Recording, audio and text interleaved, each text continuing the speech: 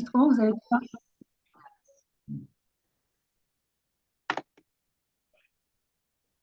Ok.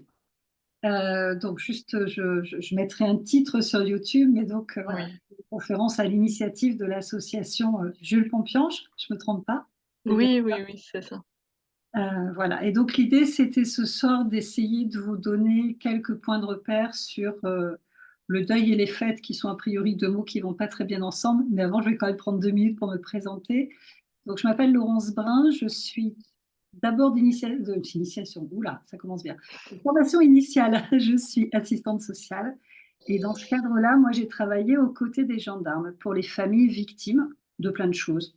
Et de temps en temps, de morts brutales et accidentelles, parce que quand les gendarmes interviennent, c'est toujours dans ce cadre-là.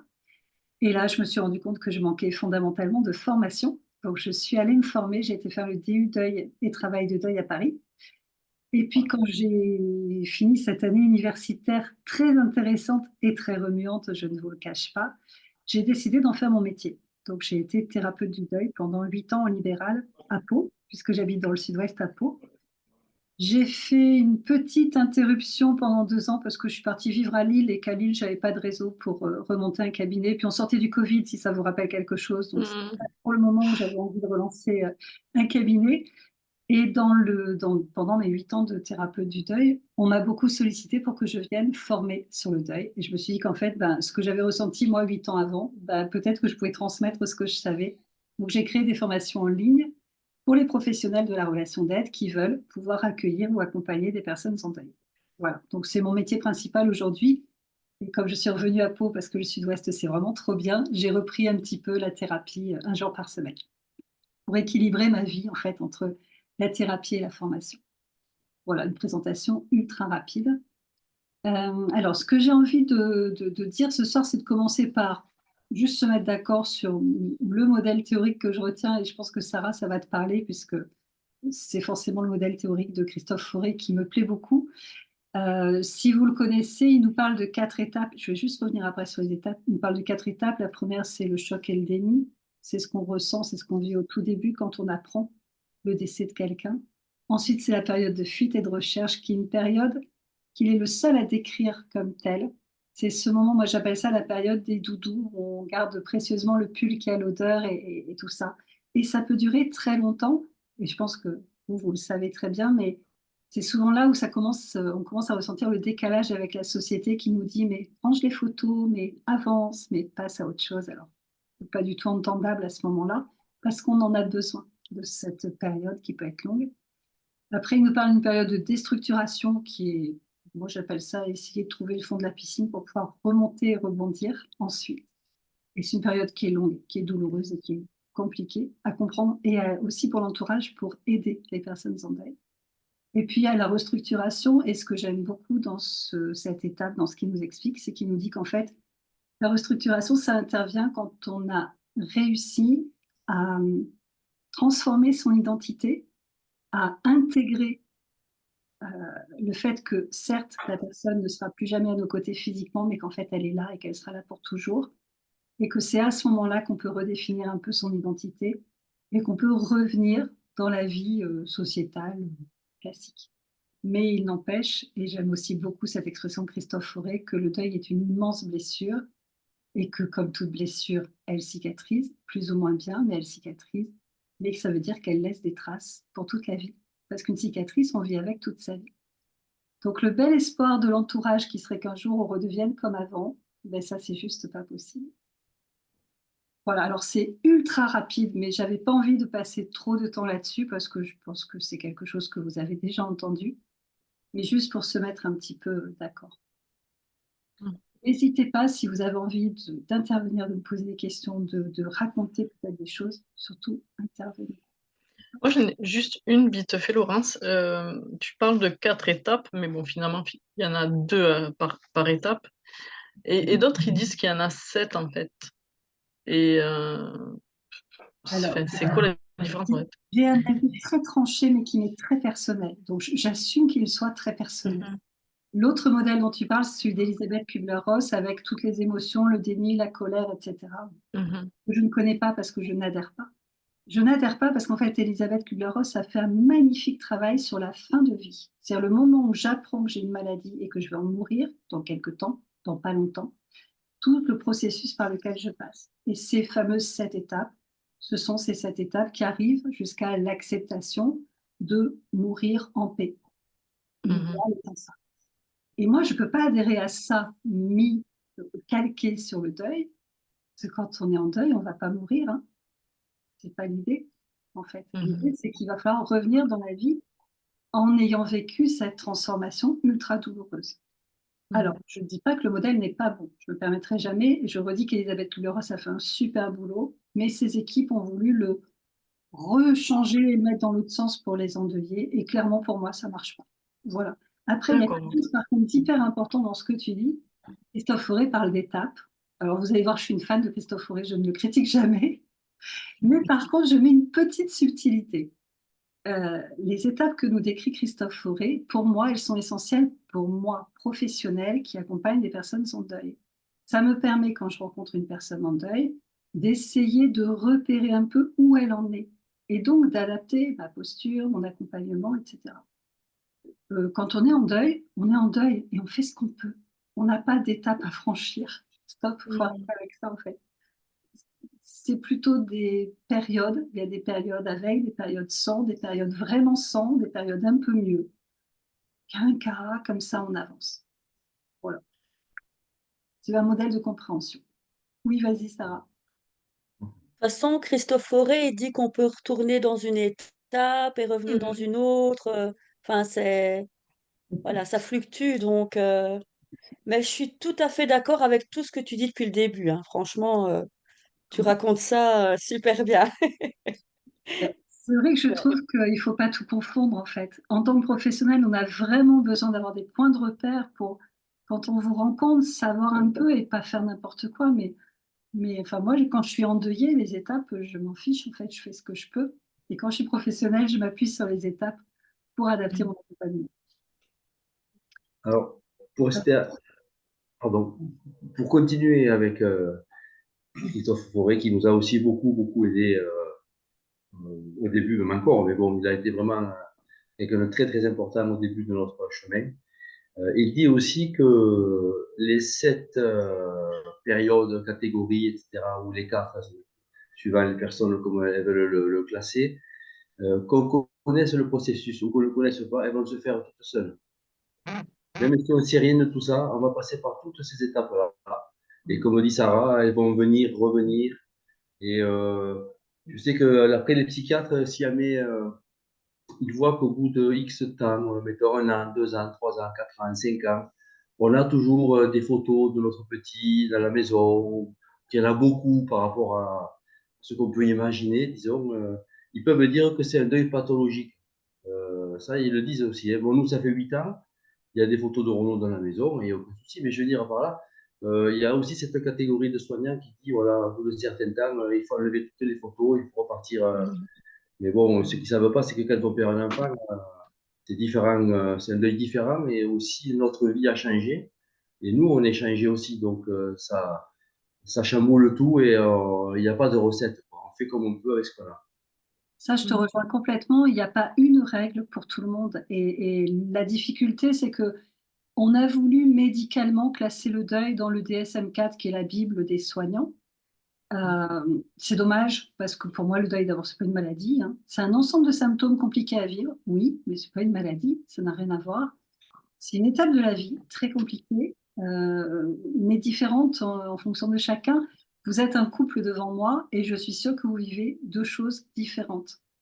Je parle pas de hiérarchie, je parle juste de différence. Le deuil, c'est en relation avec le lien qu'on avait avec la personne. On a tous un lien différent avec les gens qui nous entourent. Et en fait, dire aux gens, à tel moment, vous devez enlever les photos, mais ça n'a juste aucun sens, en fait. Aucun sens. Moi, la question que je pose aux gens, quand ils me décrivent un peu leur environnement, parce que je pose beaucoup de questions quand je suis en accompagnement, je leur dis, OK, et là, la manière dont vous vivez actuellement, est-ce que ça vous fait du bien? Est-ce que c'est OK pour vous?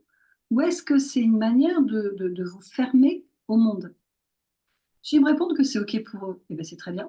Et ça me va. Quoi que ce soit, ça me va. S'ils me disent que c'est pour se fermer au monde, je leur demande s'ils ont envie de se réouvrir au monde, parce qu'on n'est pas obligé d'avoir envie, d'abord. Et s'ils ont envie, je vais leur proposer des outils pour y aller pas à pas. Mais il n'y a aucune règle à respecter d'office. Ce que j'aime aussi beaucoup chez Christophe Forest, c'est qu'il nous parle, effectivement, tu as raison, d'un processus, de quelque chose d'automatique, en fait, qu'on ne maîtrise pas. D'ailleurs, on ne peut pas dire, ah oui, d'accord, il est mort, mais je te rappelle dans 15 jours, parce que là, j'ai pas le temps. On ne peut pas faire ça. À partir du moment où on a l'info, même quelqu'un d'assez lointain, hein, même quand c'est pas son enfant, hein, même quelqu'un d'assez lointain, au moment où on a l'info, il y a un stop qui se passe dans notre cerveau, tout de suite. Donc, on ne peut pas le remettre à plus tard. Il y a un mécanisme qui se met en marche automatiquement. La seule chose qu'on peut décider à un moment donné, c'est de faire un travail de deuil pour accompagner la fameuse cicatrisation dont on parlait, pour que peut-être la cicatrice soit plus jolie, c'est une chose, mais surtout qu'elle nous fasse le moins mal possible sur le long terme. Donc, elle restera là. C'est important qu'elle soit là et bien visible. Mais si elle peut ne pas nous empêcher plein de petites choses qui sont différentes aussi pour chacun. Ça aussi, c'est différent pour chacun. Moi, j'ai des gens qui me disent, moi, je veux pouvoir continuer à pleurer. Et continuer à pleurer, on n'a pas de Mhm. en fait. En fait, on ne se remet pas de la mort d'un enfant. Donc, on peut vivre avec, mais c'est irréversible, quoi. Bien sûr. C'est impossible de changer, quoi. C'est tellement incroyable et hallucinant qu'on ne s'en remettra jamais. On vivra avec, mais on ne s'en remettra pas. En fait. Ça, c'est mon point de vue. Bien sûr. Mhm. Et tu as raison, ça nous transforme fondamentalement. D'ailleurs, c'est pour ça qu'on parle de redéfinition de l'identité, de redéfinition de ses valeurs. Qu'est-ce qui est important pour moi maintenant? C'est plus la même chose. Si ma voix restait là, ce serait mieux. C'est plus la même chose après qu'avant. Souvent, moi, je le vois hein, quand j'accompagne les gens, quand ils me disent quelles sont leurs valeurs aujourd'hui, et souvent ils me disent, mais quand je pense à ce que j'étais avant, ça n'a juste rien à voir. Et j'aurais aimé ne jamais changer, parce que j'aurais aimé ne pas vivre ce drame-là, évidemment. Mais ça m'a changé et ce changement, il est définitif. Mm. On ne s'en remet jamais. Je respecte totalement ce que tu en ressentes ça. Il y a des gens qui ont envie de se dire qu'un jour ils s'en sortiront, mais on reste transformé toute sa vie. Mais effectivement, pour moi, l'idéal, c'est de réussir à apprendre à vivre avec l'absence. C'est déjà énorme, hein. Moi, enfin, vous me direz ce que vous en pensez par rapport à votre vécu personnel. Euh, Déjà, un deuil d'un proche, ben, comment expliquer? Ça fait du mal, c'est certain, que ce soit un grand-père, un oncle. Mais entre autres, le deuil d'un enfant, enfin, moi, j'ai vu, ça te change littéralement, mais dans le sens pas forcément négatif. Ben moi, depuis, j'ai réalisé des choses que j'aurais jamais faites. Alors, je dis pas que c'est le monde des bisounours, que je mange bio et que je vis au milieu de la forêt, mais je veux dire, aujourd'hui, il y a des choses que je trouve essentielles en fait et subtiles, alors qu'avant, je dis pas que j'en avais rien à faire, mais ça me passait au-dessus en fait. Je sais pas si vous comprenez ce que je veux dire en fait. Je m'attarde pas sur des détails ou des futilités. On Voilà. va à l'essentiel. Voilà, c'est ça, ouais. On va à l'essentiel et voilà, et c'est ce qui est difficile, enfin difficile. Je vois, voilà, c'est difficile d'entendre les petites plaintes pour des petits tracas quotidiens, quoi. Mhm. Alors au début, moi, ça m'énervait. C'est bon, mais bon, maintenant, nos 8 ans est passé, on a un peu de recul. Voilà, mais c'est vrai qu'au début, ça me mettait en colère. Ils se plaignent pour ils ont la machine à laver en panne, et gna gna, et c'est fait, voilà. euh, c'est vrai que c'est énervant, mais avec le temps, on change et on va à l'essentiel. Et on profite de la moindre éclaircie, du moindre petit moment de bonheur. Voilà, comme on dit, on a choisi de vivre malgré qu'on a pris perpète sans remise de peine, hein. Mais dès qu'on a, et moi je me rends compte avec le recul, que finalement, nous, on est moteur. Et des fois, on est plus dans la vie que des gens, tant mieux pour eux qu'il leur est pas arrivé un drame comme la perte d'un enfant. On est dans la vie, dans le mouvement, Alors, des fois, moi, je suis beaucoup dans le mouvement. On bouge, mais c'est surtout aussi pour pas tomber. Je crois que c'est ce qui nous sauve, ce mouvement, parce que sinon, on serait tombé, quoi. Voilà. Mhm. En fait, on est devenu plus fragile, mais en même temps, on est devenu plus fort. C'est complètement ce qu'Aurélie disait, je pense que c'est un peu ça.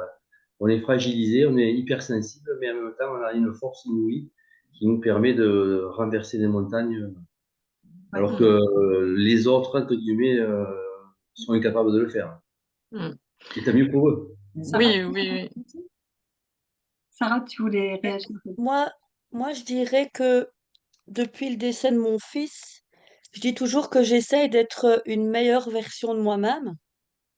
Euh, mais par contre, j'ai bien avancé, j'ai bien évolué, enfin voilà, je suis sur le bon chemin.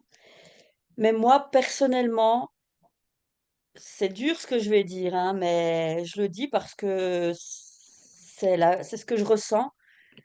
Être heureux, je pourrais plus. Parce que moi, pour moi, être heureux, c'est vraiment être heureuse, la définition du bonheur, d'être heureuse, c'est d'être heureuse dans tous les aspects de sa vie. Et mon enfant me manquera à vie.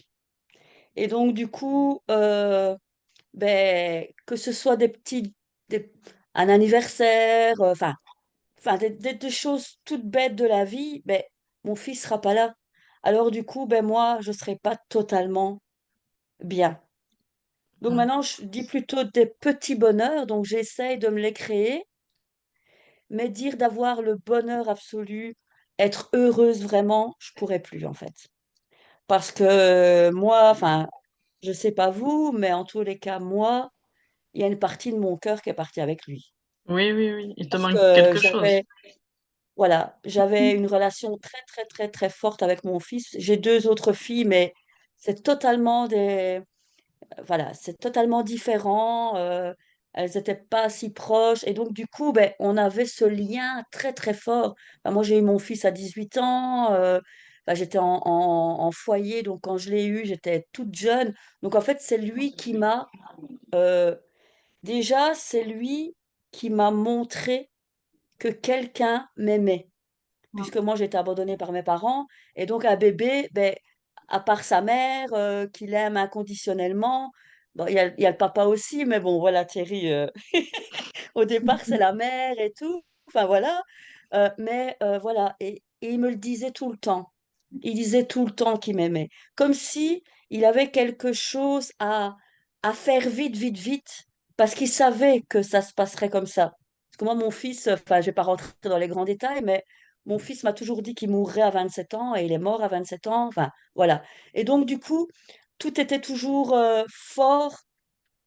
Et du jour au lendemain, bah, se retrouver, bah, parce que mon fils, j'ai pas expliqué, mais il est mort. Enfin, je veux dire, il a eu mal à la gorge, il a été aux urgences, il a été mal pris en charge. Enfin, voilà. Donc, ça a été du jour au lendemain comme ça.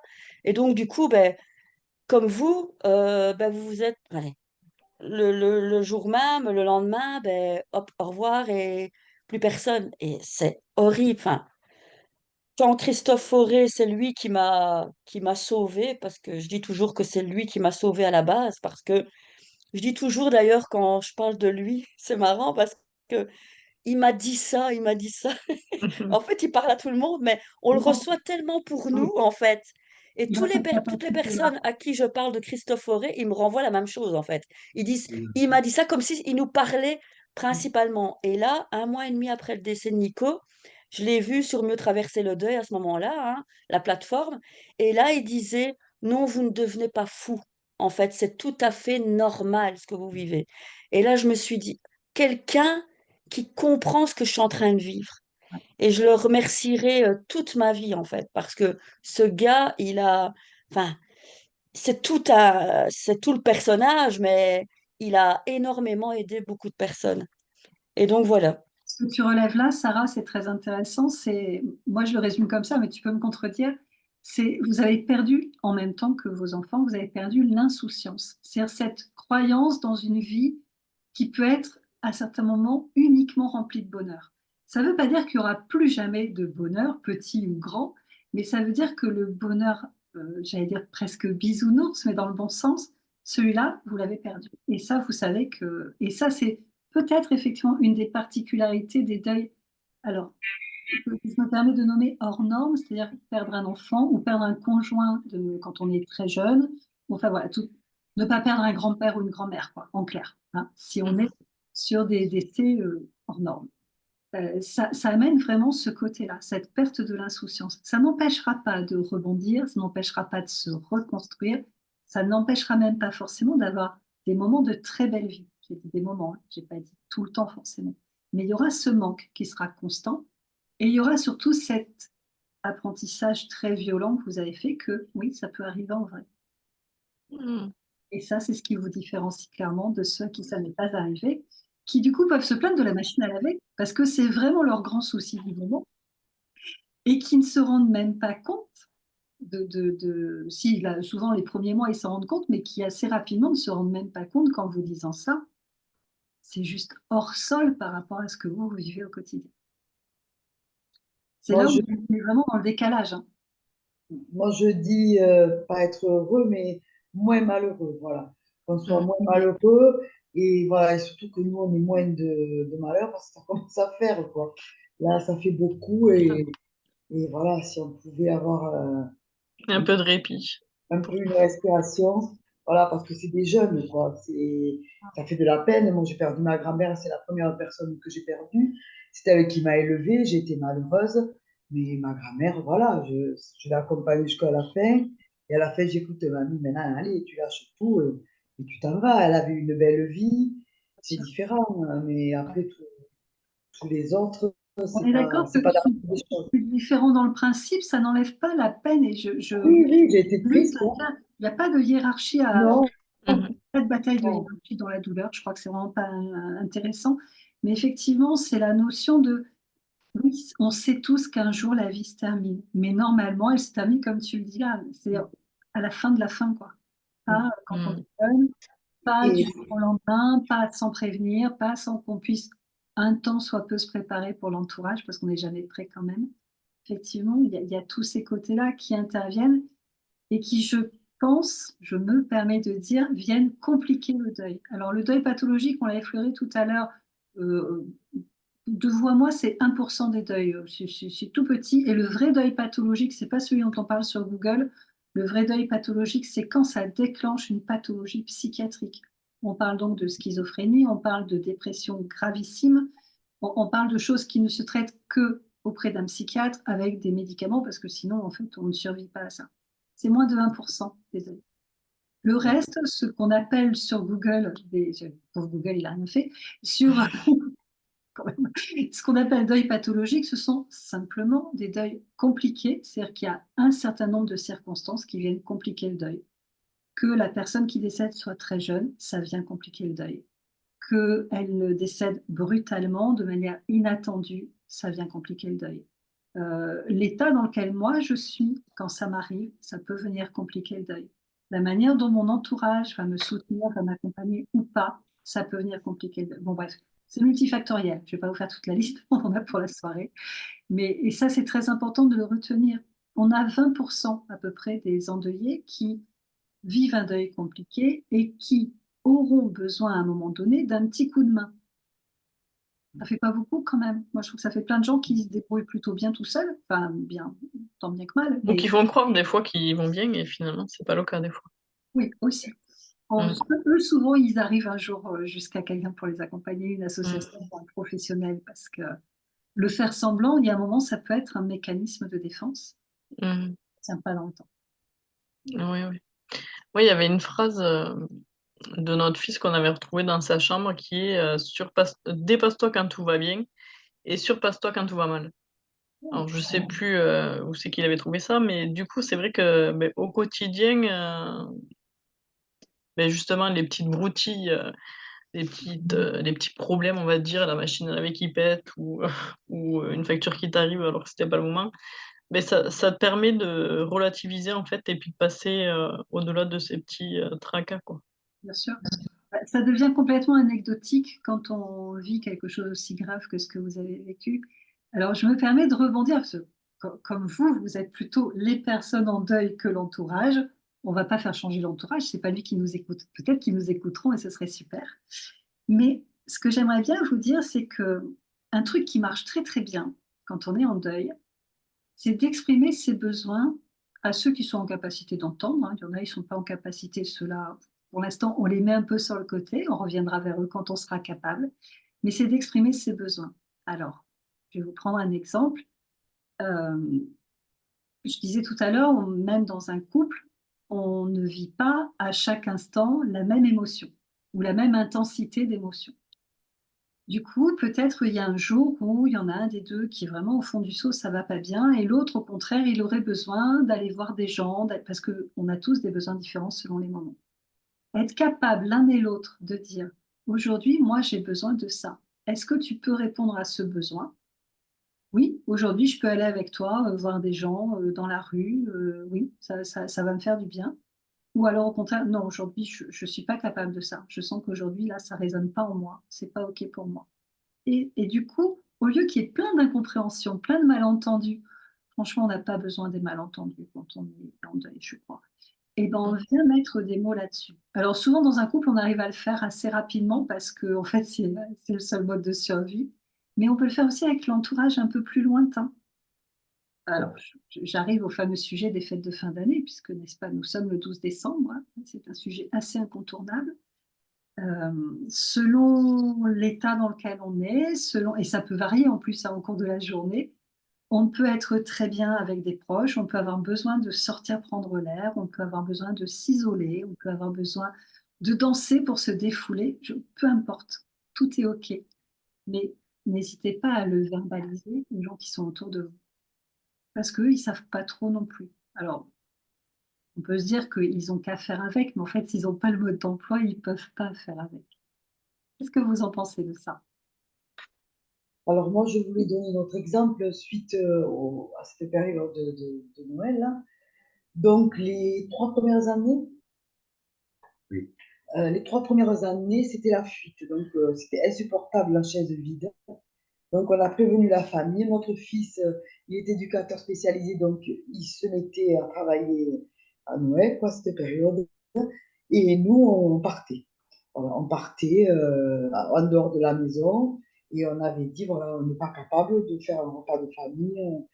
Et je crois que ça a été la 4e année où on a dit, bon, allez, on va faire, mon papa est âgé, il est pas assez fatigué.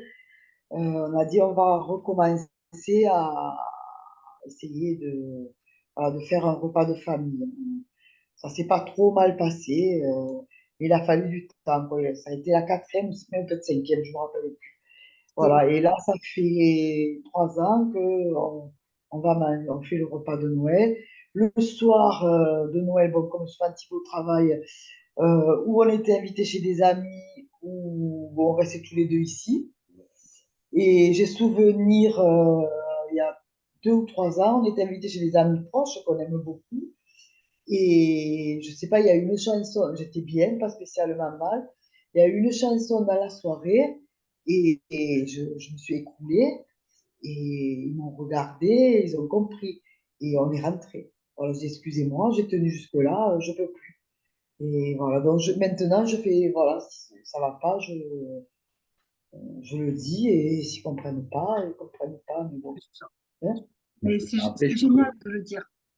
Ouais, C'est tellement fort de le dire, c'est génial. ouais. et après, juste pour continuer un petit peu dans le couple, donc celui qui va bien et celui qui va pas bien, en gros, hein, voilà, suivant les jours, hein. Ça arrive encore, nous, ça fait 8 ans, mais ça le fait aussi, hein. Ça change pas trop, quoi. C'est différent du début, ça arrive moins souvent, mais ça arrive régulièrement, qu'on soit bien ou pas bien, et c'est tout à fait logique. Bon, ben, dans ces cas-là, il n'y a rien à faire, en fait, hein. On voit la personne qui est bien et nous, on n'est pas bien, ou inversement. Là, c'est juste ne rien dire, en fait, ne rien faire, hein, et les choses, on se comprend automatiquement. Alors, ça fait un drôle de climat, en fait. C'est vrai que ça fait une apesanteur, quand même. Ça fait un peu une drôle d'ambiance, quand même.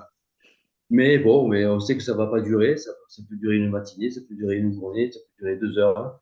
Et après, hop, ça va se rééquilibrer et on va être à peu près sur la même longueur d'onde. Et après, le lendemain, ça peut rechanger. En général, maintenant, les vagues sont moins hautes et sont plus espacées, donc ça nous permet d'être un peu plus en équilibre. Mais je reconnais que le fait de respecter l'autre, c'est aussi d'accepter qu'il soit pas bien ou bien. Ouais, Et ça, c'est très important dans le couple, je pense, vraiment, au tout début, pour vraiment essayer de partir du mieux qu'on peut, je dirais. ouais, tout à fait. Je te On l'a rejoins absolument. on l'a appris avec Christophe Fauré parce qu'on est allé le voir en tout un week-end de conférence. Il était dans un temple bouddhiste à côté de Ah, Montpellier. C'était sur le deuil, toutes sortes de deuil, pas que les enfants. Et là, quand il a parlé, et nous, ça faisait 6 mois, et là, on a dit, mais oui, parce qu'il a des mots simples pour dire ce qu'on vit. Et c'est à partir de là, moi, ça fait 7 mois, j'avais repris mon travail. Et après ce week-end-là, je suis allée voir mon psy. Je lui ai dit, bah, je m'arrête. Il m'a attendu, il m'a dit, vous alliez comme ça, c'est pas possible. Je me suis arrêtée et Thierry s'est arrêté Quelques mois quelques après. mois après.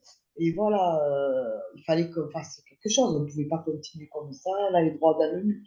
ouais, Et Christophe Fauré a bien expliqué avec ses mots simples, hein, voilà. Il ok. nous a beaucoup aidé. Ouais, c'est clair. Merci. Est-ce que Sarah ou Aurélie, vous voulez réagir? Mais moi, je voudrais dire que c'est vrai que quand tu parlais que les personnes autour de soi, elles ne savent pas forcément comment réagir. Et c'est vrai que je dirais que nous aussi, c'est pas simple avec nous. Parce que, comme disait Thierry avec Nathalie, ben, il y a 1 heure, on est comme ça, 2 heures après, on est comme ça. Donc, du coup, c'est vrai que nous aussi, ben, on est changeant, on sait pas trop, on a envie d'être seul, mais en même temps, on n'a pas envie. Donc, si on nous demande pas si ça va, ben, on dit, ben, ils nous demandent rien. Enfin, voilà. Donc, du coup, maintenant, 3 ans et demi se sont passés, donc je commence parce que au tout début, j'ai voulu beaucoup me retrouver avec des parents endeuillés, énormément, énormément.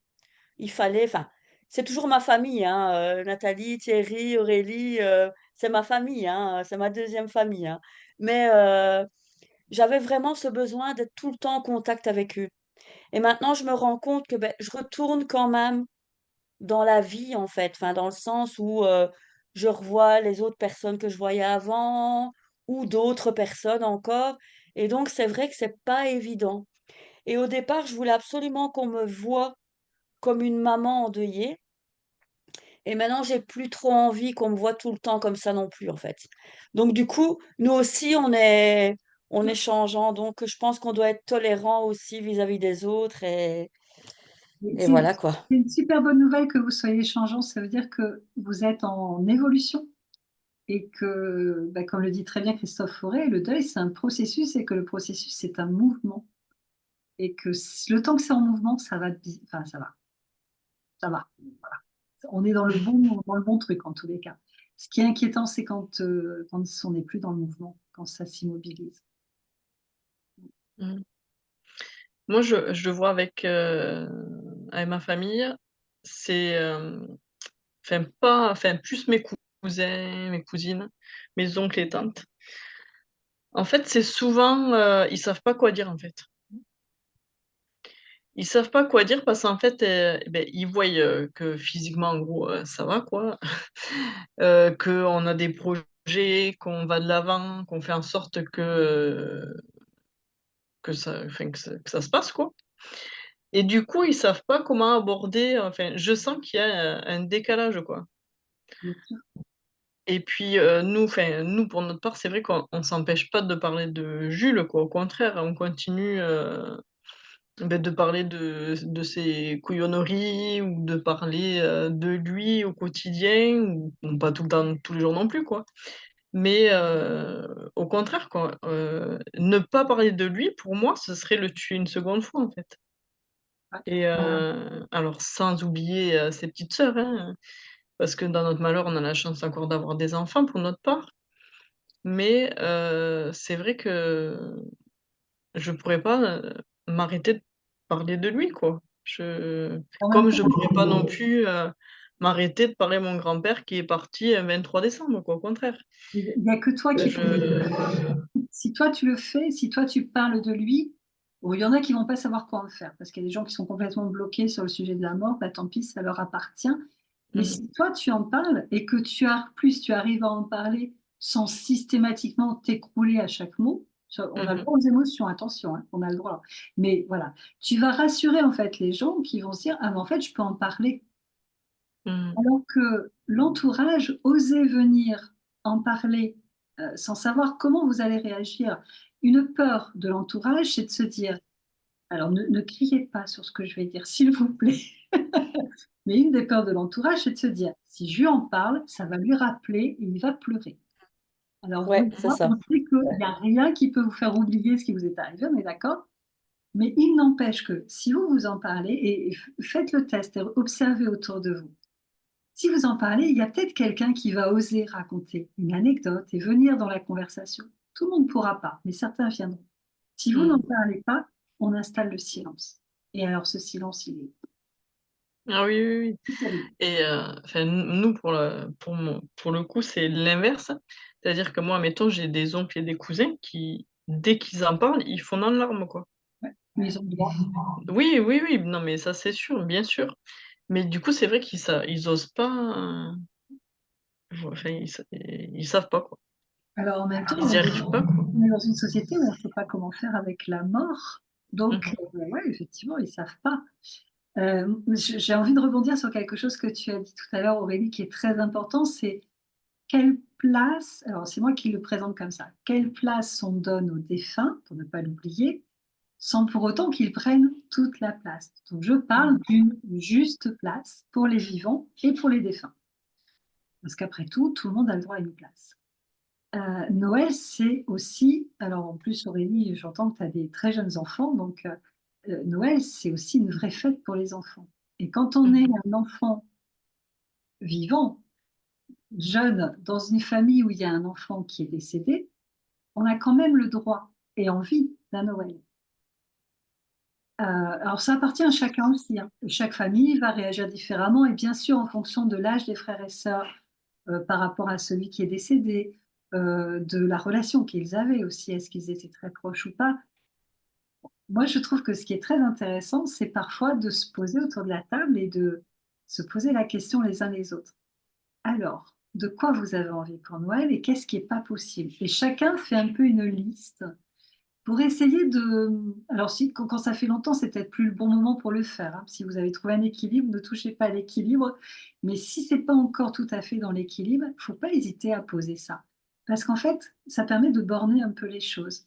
Et que par exemple, je me souviens de ce petit frère qui avait, enfin, c'était sa petite sœur qui était décédée. Ils étaient très proches, ils avaient 18 mois d'écart. Il n'était pas bien grand, il avait 6 ou 7 ans.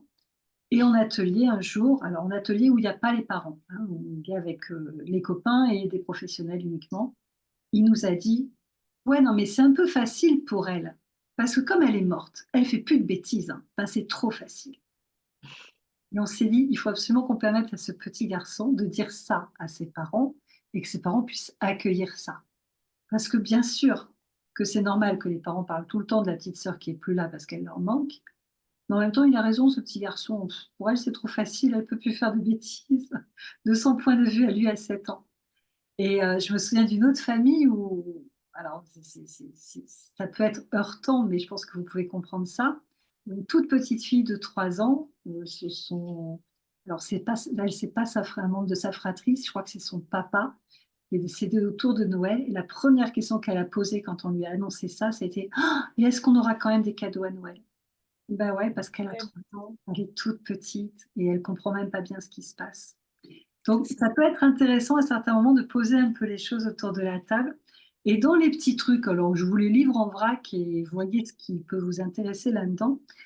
Des idées un peu intéressantes, c'est de faire par exemple une petite boule de Noël sur laquelle on écrit le prénom ou de choisir en famille une petite déco dans le sapin qui est pour la personne qui n'est pas là. Du coup, on peut en avoir plusieurs aussi quand on a plusieurs défunts et ça peut devenir un côté un peu recueil, mais joyeux, hein, parce que se recueillir en pleurant, on n'est pas obligé. On peut aussi se recueillir dans la joie et la bonne humeur. On a le droit. C'est aussi, et ça, c'est une expérience qui vient de l'association Nos Tout Petits, qui accompagne le deuil périnatal, elle propose tous les ans une cérémonie, je ne vous parle pas forcément de faire une cérémonie, mais un temps avant Noël, quelques jours avant, genre le 22 ou le 23 décembre, pour les enfants défunts. Et comme ça, on est un petit peu plus disponible le 24 et le 25 pour les enfants vivants. Je trouve que cette idée, elle est jolie aussi. C'est-à-dire, on prend un temps pour chacun et chaque temps est vraiment réservé à chacun. Parce que bien sûr que, je sais pas, je sais que j'ai des familles qui vont décorer la tombe à Noël avec vraiment un décor de Noël. Mais si on le fait, c'est difficile de mélanger ça avec le réveillon de Noël, quoi. Enfin, ça peut être difficile. Donc, ça peut être des choses comme ça peut être aussi de se dire quel était son plat préféré. Allez, on retrouve la recette, on le fait, parce que comme ça, il sera un peu avec nous. Voilà. Ce qui compte à chaque fois, c'est que ça ait du sens pour les gens qui le font, hein. C'est la seule règle à suivre, que ça ait du sens pour soi. Mais toutes ces petites choses-là, elles sont intéressantes. Ça permet de continuer à parler d'eux de manière vivante et ce que j'appelle à la juste place et en laissant le moment de la place à chacun. Et c'est, j'ai envie de dire aussi, ne pas culpabiliser de vouloir faire quelque chose de joyeux, en fait. Parce qu'il y en a beaucoup aussi, j'ai remarqué, et beh, qui s'empêchent de le faire parce qu'ils se disent: «Mais non, moi j'ai pas le droit de je suis censée être triste, hein, en deuil et j'ai pas le droit de faire, la fête» entre guillemets ou inviter de la famille ou avoir ce moment de joie, m'accorder ce moment de joie, enfin pendant cette période, quoi. Il y a une chose à savoir, c'est que quand on est en deuil, pour la société, de toute façon, on a tout faux. Si vous pleurez beaucoup, vous pleurez trop. Si vous pleurez pas beaucoup, vous pleurez pas assez. Si vous faites la fête, vous n'êtes pas assez en deuil. Si vous ne faites pas la fête, vous êtes trop en deuil. Donc, tant qu'à avoir tort, autant faire ce qui convient à soi à un instant T, et ça a le droit de changer en plus. C'est ça qui est bien. Mais je te rejoins complètement, Aurélie. C'est vrai. J'ai envie de dire, faudrait un peu, bah, sauter les dictats et faire comme tu dis, bah, ce qui nous fait du bien, en fait. Autant ce qui nous fait du bien, autant ce qui peut nous rendre, c'est même je pense que c'est pas forcément de la tristesse, enfin pas malsaine, mais c'est bien sûr que le manque il est là, c'est certain. Le manque physique, c'est ce qui manque, c'est ce qui est le plus douloureux, le plus difficile à accepter et à vivre au quotidien. Mais heu, mais je pense qu'on serait quand même aussi heureux, de le sentir près de nous, voilà, on a envie aussi de le sentir près de nous, quoi, dans cette période-là, comme dans tout autre événement, quoi. Sûr. J'ai une amie qui, tous les ans, je te passe la parole juste après ça. J'ai une amie qui régulièrement met la playlist de son défunt préféré. Elle a un défunt avec qui elle a vraiment une histoire particulière pour à la fois penser à lui. Donc, il y a des musiques sur lesquelles elle peut tout à fait pleurer, puis il y a des musiques sur lesquelles elle peut tout à fait danser selon l'humeur dans laquelle elle est en pensant à lui. Et elle dit, voilà, je m'autorise à être heureuse. Par contre, je crois qu'on est beaucoup à le faire de manière encore un peu cachée. C'est vrai qu'il faut lâcher les dictats. Tu as raison. Sarah, vas-y. Moi, j'avais une petite anecdote par rapport à tout ça, c'est que mon fils, c'était tous les réveillons de Noël, il est passé à la maison parce il était adulte, donc il a deux enfants, donc il avait sa famille, etc. Mais les réveillons, Noël, il était tout le temps avec nous. Et donc, moi, je me souviens de la première année, je voulais absolument pas être chez moi. Donc, il fallait que je sois n'importe où sauf chez moi. Parce que, en plus, la dernière fois, ben, mon mari s'était déguisé en Père Noël. Donc, il y avait vraiment plein, plein, plein de souvenirs mêlés. Je me souviens, on lui avait fait croire qu'il n'avait pas de cadeau et ils étaient cachés depuis un certain temps. Enfin, voilà, il était tout heureux. Et en fait, ça tape dans la tête dans le sens où tous ces moments, ils reviennent. Voilà. Et donc, comme je fais toujours les fêtes de fin d'année, donc avec lui, avec mon fils et avec ma tante et ma cousine, je leur avais dit, ben, on le fait chez l'une de vous deux, mais pas chez moi. Et avant d'écouter le Christophe Fauré, le mensuel, là, j'avais déjà certaines idées dans ma tête. Et quand je l'ai écouté, ben, ça m'a confortée à ce moment-là, parce que j'avais l'intention de lui apporter une photo de Nico. Donc, c'était chez ma cousine la première année, une photo de Nico avec une bougie. Et donc, c'est ce que j'ai fait. Mais avant ça, euh, et ça, je le fais encore maintenant, et je le ferai encore cette année, on va Donc moi, je garnis encore la tombe de mon fils. Donc j'y suis allée avec ma petite fille samedi. C'était samedi. Donc on est allés ensemble. On y va. J'essaye de garder ces petits moments pour leur papa. Donc une fois, on va décorer. Une fois, on fait un petit bricolage. Enfin voilà. Et on va sur sa tombe. Je sais qu'il n'est pas là, mais c'est pas grave. On va boire un verre sur sa tombe, en fait. Voilà. On va avec notre verre, notre bouteille de mousseux. Il y a même une fois où les lumières se sont allumées tout d'un coup, mais enfin, soit, il était avec nous, quoi. Enfin, voilà. Et voilà, parce que moi, j'en ai besoin, en fait. Et donc, ici, cette année, c'est ici. Donc, du coup, maintenant, ça va mieux. La deuxième année, c'est à la maison, mais ces photos sont là, les bougies sont allumées. Il y aura un toast qui sera porté pour lui. On ira aussi, hein, on verra bien comment ça va se passer le réveillon, mais où on ira avant que ma tante arrive ou au milieu, parce que ma tante aussi, elle est prenante, elle participe à tout. Enfin, voilà. Mais c'est important, quoi. Et c'est ça ce que j'entendais depuis tout à l'heure, c'est de se respecter. Et celui qui n'a pas forcément envie de venir, ben, il vient pas. Mais pour moi, c'est important Oui. de Et puis garder. c'est matérialiser l'absence en fait. Enfin, C'est ça, matérialiser la personne qui est absente. c'est ça. Et puis Et même moi, quand je peux pas concevoir, par exemple, les photos, ben, j'en avais partout. C'est parce que j'ai dû changer tout dans la maison. Enfin, voilà. Et donc, j'ai dû réajuster quelques photos. Mais les photos, elles sont ailleurs, mais elles seront toujours là. Moi, pour moi, mon fils a vécu physiquement pendant 27 ans. J'ai passé 27 ans de ma vie avec lui. Du jour au lendemain, dire, ben, écoutez, il faut tourner la page. Mais non, moi, mon fils, il fait partie de ma vie en et il fait, sera toujours là. ça C'est n'aurait la plus belle période de ma vie, c'est quand il était là. Donc, moi, c'est inconcevable que du jour au lendemain, on me dise, bon, c'est bon. Moi aussi, enfin, c'est comme vous. J'entends souvent Thierry et Nathalie. Il n'y a pas un jour où ils ne parlent pas de Renault. Et moi, c'est pareil. Pourquoi on ne devrait plus parler de notre enfant? ah Mais non, moi, c'est même à l'inverse en fait, hein. Très clairement, si on veut avancer sur le chemin du deuil, c'est en parlant d'eux, c'est en leur faisant une place, une juste place, je réinsiste sur ce mot, c'est en les fêtant, en y mettant de la joie si on en se ressent, si c'est OK en fait. C'est vraiment toujours cette question-là. Qu'est-ce qui est OK pour moi là maintenant? C'est OK que pendant plusieurs années, on s'en aille de cette maison où c'est. Je parle d'une absence hurlante parce que je crois que c'est vraiment le terme qui correspond. C'est pas possible. Si l'absence hurle dans tous les coins de la pièce, bah, vaut mieux s'en aller et aller faire les choses ailleurs. C'est beaucoup plus raisonnable. Bien sûr que si les photos sont importantes et font du bien, mais gardons-les. Pourquoi est-ce qu'on les garderait ben pas? oui, parce que c'est ce que je me dis tout le temps. Je m'excuse de prendre la parole, mais Non, on mais nous vas-y. demande ou d'enlever les photos ou de moins en parler, etc.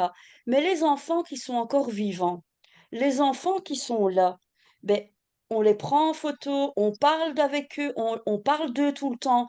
Pourquoi? Parce que notre enfant, il est décédé, on pourrait plus en parler. Ah non, Enfin, je sais pas. mais ce serait terrible. Il faut surtout pas. Si on n'en parle plus, on crée du secret familial, qu'on le veuille ou non. Et il faut Voilà. surtout pas. Mais Alors, par contre, Laurence, et après je parle plus, ce que je voulais dire par là, c'est à la juste place, parce que c'est vrai ce que tu dis. Parce qu'à un moment donné, mon fils, il a pris toute la place. c'est normal. Donc, il y a un moment donné où j'ai voulu partir. Il y a des personnes qui le savent. Je ne savais pas comment faire, mais je voulais m'en aller parce que la souffrance, elle est terrible. Enfin, elle est indescriptible, cette souffrance à l'intérieur. Elle fait vraiment mal viscéralement. Enfin, on est déchiré, on est démoli de l'intérieur. Et moi, à un moment donné, j'en pouvais plus. Comme je vous disais tout à l'heure, je devenais folle. Enfin, voilà. Et donc, cette souffrance, il fallait qu'elle cesse. Et c'est vrai que j'ai dit devant mes filles, je veux partir, je veux mourir. C'est vrai, je m'en veux encore maintenant. Alors, il Un faut. jour, je les ai prises toutes les deux. Et je leur ai dit, voilà, je suis vraiment désolée pour mon attitude vis-à-vis de vous. C'est vraiment pas bien ce que j'ai fait. mais j'étais vraiment en souffrance et je m'en veux énormément. Elles m'ont jamais fait de remarques, quelles qu'elles soient, hein, mais voilà. Et c'est vrai que maintenant, Nico, parce que moi, je ne sais pas vous, mais pendant plus de 2 ans, mon fils, il était dans ma tête tout le temps, en fait. Mais à part quand j'arrivais à dormir, mais même au travail, n'importe où, il était là tout le temps. Et à des fois, je me disais, mais Nico, va-t'en un peu, laisse-moi un peu, parce que j'en peux plus, en fait. C'est normal, ça fait partie du. Alors, c'est pas toujours, ça dure pas forcément 2 ans, mais c'est normal, c'est aussi pour venir euh, répondre à cette peur viscérale qu'on a de l'oubli. Le pire, tu l'as dit tout à l'heure, Aurélie, si on ne parle plus de lui, mais on le tue une deuxième fois. Et tous, on a cette crainte, même si au fond de nous, on sait que ça peut pas arriver. On a quand même toujours un peu cette crainte, parce je sais pas vous, mais moi, je pense, bon, j'ai pas perdu d'enfants, mais j'ai perdu d'autres personnes.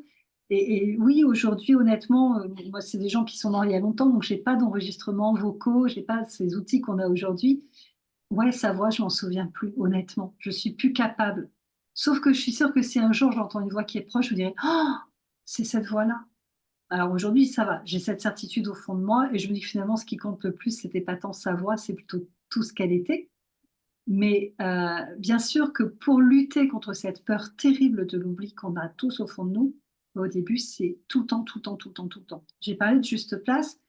C'est un travail de longue haleine, la juste place. Au début, on fait juste ce qu'on peut et on fait du Mm. mieux qu'on peut. Et il faut beaucoup de douceur envers soi, beaucoup de bienveillance envers soi. On parle d'autocompassion, moi j'adore ce mot. Je trouve génial, Sarah, que tu te sois excusée auprès de tes enfants. C'est chouette que tu aies pu leur dire, je suis désolée, j'ai fait ce que j'ai pu, je souffrais tellement, j'ai fait ce que j'ai pu. Et je suis contente aujourd'hui d'être capable de revenir vers la vie pour être avec vous.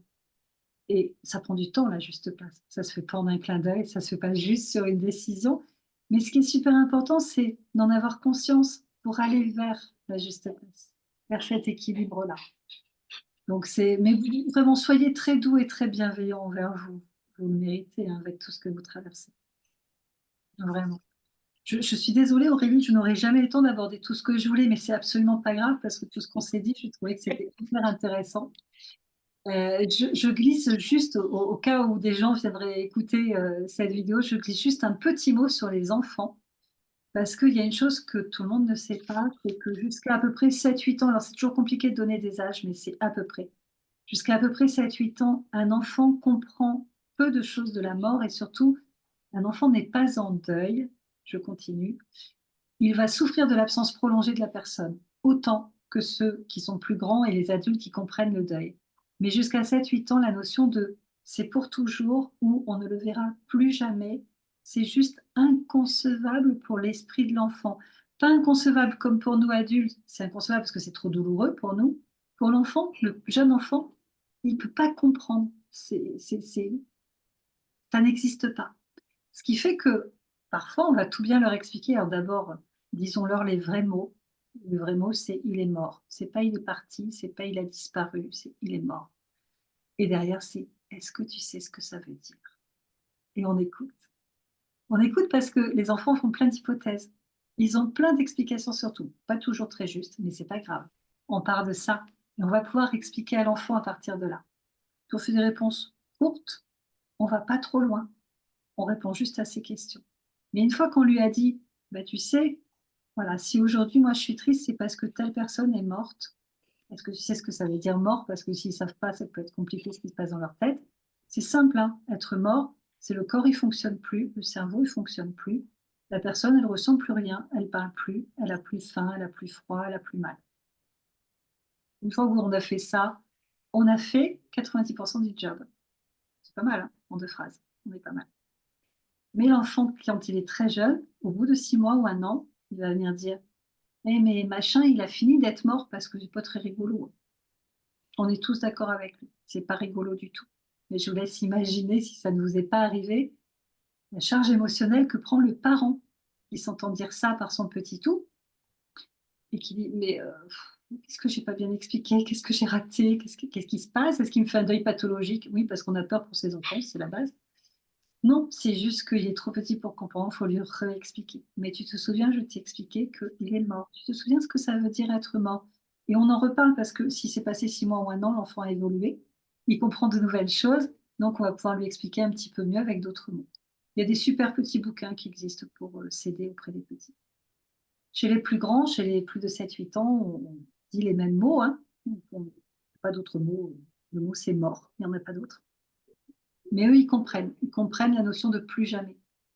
Alors bien sûr, un enfant de 12-13 ans va mieux comprendre qu'un petit de 7-8 ans, hein. Plus ils grandissent, plus ils intègrent l'information. Et bien sûr qu'un enfant qui est confronté au deuil à 5-6 ans risque de comprendre beaucoup plus tôt qu'un enfant qui n'aura vu que des petits insectes morts dans la rue pour comprendre la notion de deuil. Alors, on est d'accord qu'en fonction des expériences de vie, ils apprennent différemment aussi. Mais c'est très important d'avoir ça en tête et comme vous êtes une asso et que vous rencontrez d'autres parents, passez le message, s'il vous plaît, parce que ça met des parents en grande difficulté, en grande crainte que leur enfant soit en train de mal vivre ou de ne pas comprendre ou d'être à côté, et alors que non, c'est juste le développement normal de l'enfant. Et eux aussi, on peut les associer sur les fêtes, on peut les associer à l'hommage et au souvenir en leur disant hey, on fait une petite déco de Noël, on écrit son prénom, on fait un dessin, on fait quelque chose, de quoi tu as envie? Et l'enfant, il va nous dire ce qu'il a envie de faire. Et c'est très apaisant souvent d'en discuter avec les enfants.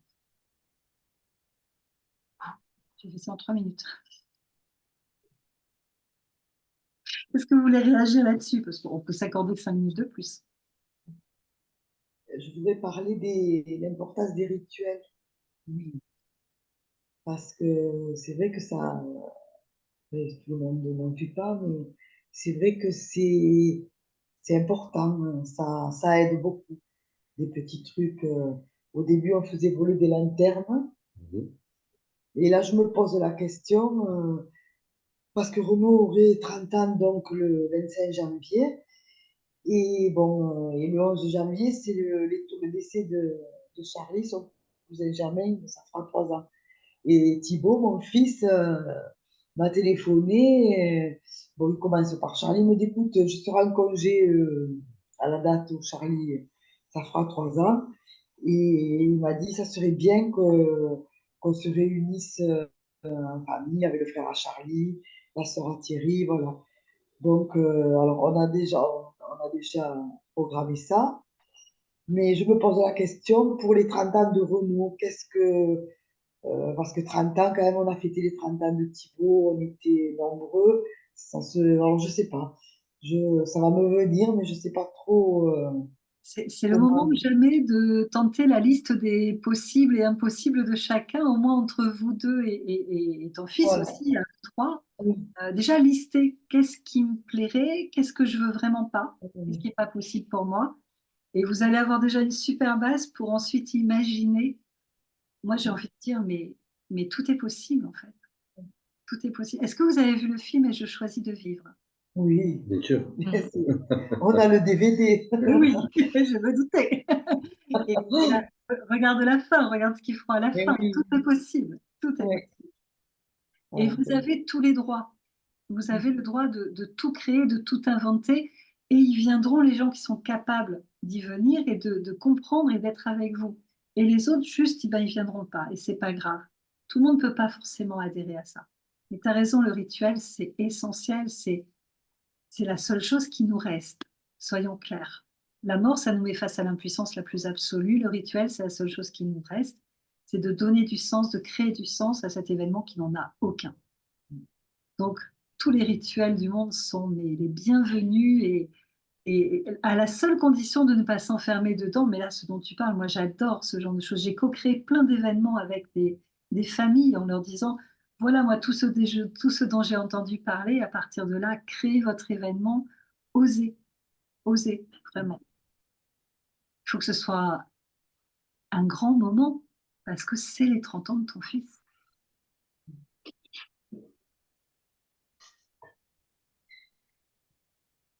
C'est très intéressant tout ça, Ouais. franchement. Moi, je pourrais parler la nuit entière, alors. Je sais, Moi, moi aussi, mais j'ai je pas laisse mangé parler, avant, alors ça va pas le faire. Je vais tomber d'inanition à un moment. je laisse parler les filles, mais bon, après, je vous assure, ça fait du bien, quoi, de parler de nos petits, de nous, entre Aussi nous qui nous convivial. comprenons très bien. Et toi qui as aussi la gestion de la petite conférence comme ça, non, on se sent bien, là. Je trouve on est top, quoi. Et puis j'ai envie de dire, enfin, comme tu disais en amont avant que la conférence commence, c'est oui, penser aux fêtes en fait de fin d'année, et puis penser à la nouvelle année qui va arriver aussi, faire le bilan en fait et se faire la checklist des choses positives et négatives qu'on a réalisées ou pas, ou de ce que on aimerait encore faire. Alors je parle pas du style je perds 10 kilos ou ouais, je veux sauter en parachute et je l'ai pas fait. Mais plus, comment j'ai réussi, cette année à faire, sans lui? Qu'est-ce que ça m'a apporté? Qu'est-ce que qu'est-ce qui m'a apporté quelque chose, en fait, de positif sur cette année-là? Et qu'est-ce que j'ai envie de plus pour l'année suivante qui va arriver? Qu'est-ce que j'ai envie de faire, en plus, quoi? C'est aussi, oui, faire le bilan et sans cesser de penser à eux, c'est certain. Mais de se dire que, on est capable dans toutes les petites choses du quotidien d'avancer à son rythme et puis qui vivra verra et puis, qui nous aime nous suive. Ça. Et puisque ce drame vous a appris, non pas de gré, mais de force, et que vous avez des ressources qui étaient certainement très insoupçonnées, et que ce sont sur ces ressources que vous vous appuyez pour être là aujourd'hui. Même si vous êtes cabossé, même si vous êtes déchiré, j'ai entendu plein de mots tout à l'heure que j'emporte avec moi parce que je les trouve précieux. Mais vous avez ces ressources-là en vous. Alors, je suis sûre que vous auriez préféré ne jamais y faire appel, mais effectivement, qui vivra verra. Et quand on y est confronté, ces ressources-là, elles sont précieuses. Elles sont d'autant plus précieuses quand on en prend conscience. Et moi, il y a une autre image, alors que je partage avec les enfants, et maintenant je partage avec les adultes parce que je l'adore. Je dis là aussi, on a une petite poche à bonheur. Et chaque petite goutte de bonheur qu'on peut attraper, dans l'idée du bilan dont tu parlais, Aurélie, si j'en prends conscience, elle a vraiment sa place dans ma petite poche à bonheur. Alors que si j'en prends pas conscience, pouf, elle disparaît et je l'ai même pas vue passer. Attraper les petites gouttes de bonheur, ça peut que faire du bien sur ce chemin-là. Mmh. Bon. En tout cas, merci Laurence. Moi, si vous avez d'autres questions, ou d'autres, outils ou d'autres, Alors moi, juste propositions. que je suis très disponible sur Instagram. Normalement, si vous tapez Laurence Brun, vous me trouvez. N'hésitez pas à interagir avec moi. Moi, j'ai toujours grand plaisir à répondre à tout le monde. Si vous avez des questions, des idées, des choses à partager dans les jours qui viennent, ce sera avec plaisir. Moi, j'avais peut-être une petite question par rapport à toi personnellement, Laurence, dans le sens où quand tu dis que tu es thérapeute un jour par semaine et le reste formatrice. Donc, ça veut dire que tu prends les personnes en individuel, c'est ça en fait que tu...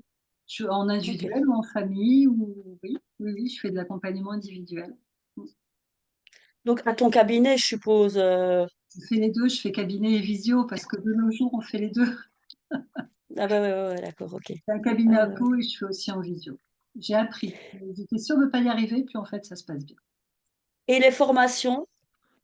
Alors, les formations, elles sont enregistrées, donc les gens ont accès à des vidéos qu'ils peuvent regarder autant qu'ils veulent, à un cahier d'exercice parce que moi, je fais bosser les gens, je suis très, très dure. Et surtout, ils ont accès aussi à des temps avec moi pour échanger, parce qu'une formation sans échange, ça n'a pas de sens. Et ils ont accès aussi à une fois par mois à une soirée papotage entre professionnels, soit pour échanger sur des situations, soit pour s'échanger des outils aussi, et puis se rencontrer et faire réseau. C'est important dans ces métiers-là. Voilà. Ok. On peut te demander ça en parlant avec toi, quelle formation, etc., etc. Bien Ok. sûr. Enfin, en tout cas, moi, j'ai adoré cette soirée. Ben, moi aussi, Merci Aurélie. Et avec surtout, plaisir. Merci à bah, vous. je trouve Laurence que tu as vraiment... t'es faite pour ça, en fait. Merci beaucoup. À tous les niveaux de ta voix posée. Enfin, je sais pas ce que vous en pensez, mais ça a passé comme une... Enfin, ça a passé très, très vite. Oui. Et j'aurais aimé t'écouter, comme Thierry disait, encore très longtemps. Parce que voilà. Aurélie, Merci en je tout sens cas, qu'on a un franchement, appel merci. guichet. Avec plaisir, Pardon? avec grand plaisir. Je disais Aurélie, je sens qu'on a un appel du pied pour organiser d'autres moments comme ça. Mais avec Ah ouais, plaisir. vraiment. Ah ouais, vraiment. Ouais, Merci. Ça peut Ça se serait chouette. réfléchir avec plaisir. Merci à vous parce que c'était chouette, parce qu'il y a eu beaucoup d'interactions et de partage. Donc merci pour votre confiance aussi. Merci pour votre présence. Et puis, on se voit samedi, Nathalie et Thierry. Oui, Au Oui. plaisir. beaucoup de Et puis, à parents. bientôt, Sarah. À bientôt, À Sarah. À bientôt, bientôt. Sarah. Passe de bonnes fêtes. Merci beaucoup. Au revoir. Merci. Au revoir et un grand merci. Au revoir. Merci. À bientôt. Au revoir. Au Au revoir. revoir.